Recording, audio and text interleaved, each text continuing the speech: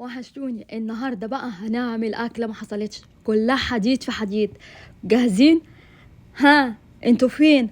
النهارده هنعمل البتنجان بطريقتي الخاصه، وتعالوا شوفوا طريقتي في البتنجان المتبل او المخلل او بالدقه عامله ازاي.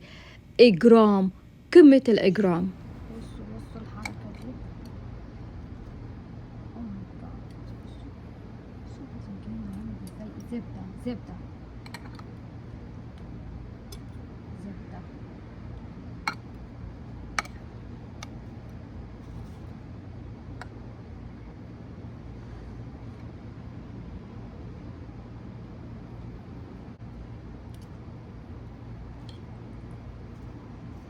واو، زبده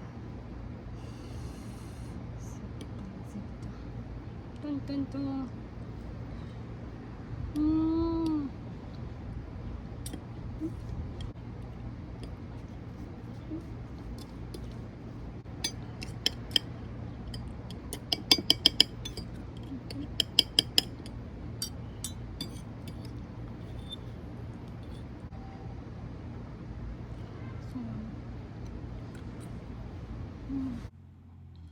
شفتوا؟ زبدة البتنجانية جوسي، زبدة ما فيهاش زيت، حقيقي حكاية. ادخلوا بقى بسرعة وهاتوا بقى كم بتنجانية. انا جبت كيس فيه 5 بتنجانات، عملت منهم 4 بس، تبارك الله. وزعوا الكمية اللي انتوا شفتوهم.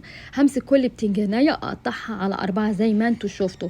هنا بقى هنعمل الفلفل. انا هشوي الفلفل على البوتاجاز، هحطه كده في اي عود او سيخ وهوديه على البوتاجاز علشان اشويه. زي ما قلت لكم دايما بنعمل حركات كده خفيفة وسريعة وجميلة ولذيذة. ما تنسوش تتابعوني على قناتي. هنا هنزل برشة ملح على البتنجان، يعني رشة بسيطة. وهنا وديت الفلفل على البوتاجاز، وهنا اول ما الزيت ابتدى يسخن كان اسمه البتنجان نزل المية بتاعته، رحت قليته، مسحته من الملح وقليته بالشكل اللي انتوا شايفينه. زي ما نزلته في الزيت طلع. ممكن ترشي رشه عليه سبراي وتدخليه الفرن، يقعد حوالي 10 دقايق ويطلع لو انت مش حابه الموضوع ده. بس عشان انا متاكده انه مش هيشرب مني زيت فعملت الموضوع ده. ما تنسوش تتابعوني على قناتي التانية، كل يوم بنزل على قناه دي والتانية فيديو جديد. وهبتدي اقلب البتنجان، ما بياخدش مني حوالي 4 دقايق قلي. هنا بقى هاخد توم، اللي هو التوم بتاعنا العادي، هستخدم الفريش. ما حدش يقول لي استخدم البودر، هقول له لا، مش هيبقى ما فيش طعم خالص في البودر، مش هيديله اي طعم. هناخد الكميه اللي انتوا شايفينها من التوم. هي كانت البتاعه دي صغيره، يعني حوالي معلقتين من التوم المفرومين، معلقتين كبار. وعايزه اقول لكم الطريقه اللي احنا عملناها، الطعم بتاع التوم مش باين، يعني خدي راحتي في الكلام زي ما انت عايزه، فاهمه طبعا صح؟ ها. وبعدين طحنا التوم، الطحنه اللي انت شفتيها جامده قوي كده، ونعمناها وحطيناها. وقلنا نجيب القوطه، هنجيب الطماطم اللي ما فيهاش ميه، فاستخدمت النوع ده من الطماطم بحيث ان انا مرميش بطنها، استخدمها برضو واستفيد من اللحم بتاعها. واقطعها قطع صغيره، مش صغيره قوي، يعني قطع تبقى متبله، تبقى كلها. بقول لكم مزيج خطير. هيدخل الطبق البتنجان ده داخل معاه حاجات كتير احلى من اللحمه. انسوا، مش هتبطلوا تاكلوه. هنا بعد ما شويت الفلفل حطيته في زبلك عشان البخار بتاعه يخليه يدبل، ويبقى سهل عليا اشيل القشره بتاعته. بمجرد اني امشي عليها بالسكينه القشره كلها بتطلع. ما بغسلهوش بعديها، هو ببقى غسلها قبل ما اشويه. وهنزل هفتح بطنه اشوف فيها بذور ولا لا عشان اقطع، لاني مش عايزه بذور. وهمسكها كده بعد ما نضفتها ولقيت بطنها نضيفه، هقطعها قطع، هفتح بطنها نصين بالشكل ده، وهقطعها قطع صغيرة بالشكل اللي انتوا هتشوفوه معايا عشان اوزعها. في ناس كانت تعمل الفلفل ده قولوا معايا ني. عايزه اقول لكم ان هو ني ملهوش اي طعم زي ما بيتشاوي. اعملوا الطريقه دي، اشووا الفلفل واحشوه جوه البتنجان، الطعم مختلف تماما. وقطعه بالشكل اللي انتوا شايفينه، وسهل جدا كده. ممكن تقطعيه وتحطيه في بطرمان، تحطي عليه زيت زيتون وتسيبيه في التلاجة ويفضل معاكي 1 ويك ما يجرالوش اي حاجه. كل مره تيجي تستخدمي معلقه نضيفه، وما تنزلش المعلقه فيها ميه.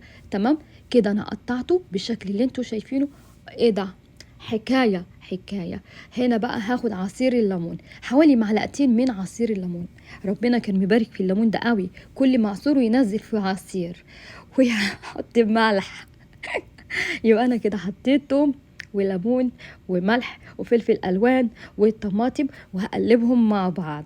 بصوا، ما فيش فيها توابل، عشان اللي هيخترع لي يقول لي احط بابريكا واحط بلاك بيبر واحط مش عارف ايه. انا مش عايزه اي فزلكه من بتاعه الناس اللي بره دي. هو لو حطيتي اكتر من كده غيرتي الطعم بتاعه تغيير جذري، ولغيتي كل حاجه عملتيها.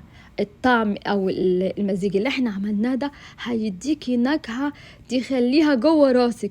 منين اي حد يجي عندك ياكلها هيفضل فاكر الطعم ده، هيسألك عليه. انت مش هتبطلي تعملي. ممكن تعملي كل ده وتحطيه في علبة بلاستيك وتدخليها جوه التلاجة، كل يوم تاخدي 2 3 على حسب بقى ايه انتي بتاكلي ازاي. هنا هاخد واحدة افوكادو وهقطعها بشكل اللي انتوا هتشوفوه معايا، وهنزلها مع البتنجان. قلتلكوا الاكلة دي جامدة جدا حقيقي، مش اي حد بيعملها، الناس اللي هم العباقرة زي بقى excuse me.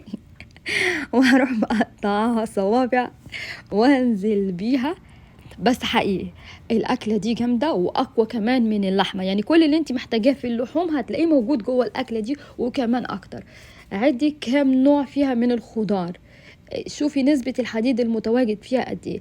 بص الافوكادو حقيقي تبارك الله. بصوا شكل النهائي يا الله، ما حصلش. انا بحبها، انا راضية عنها.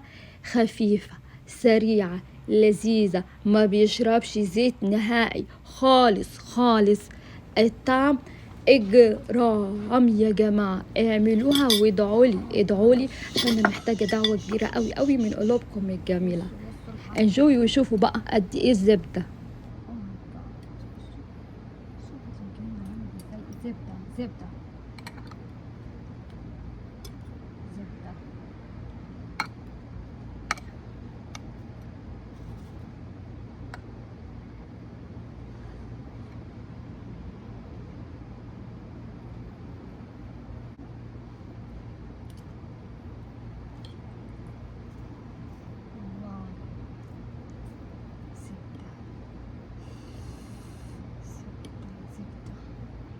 تن تن.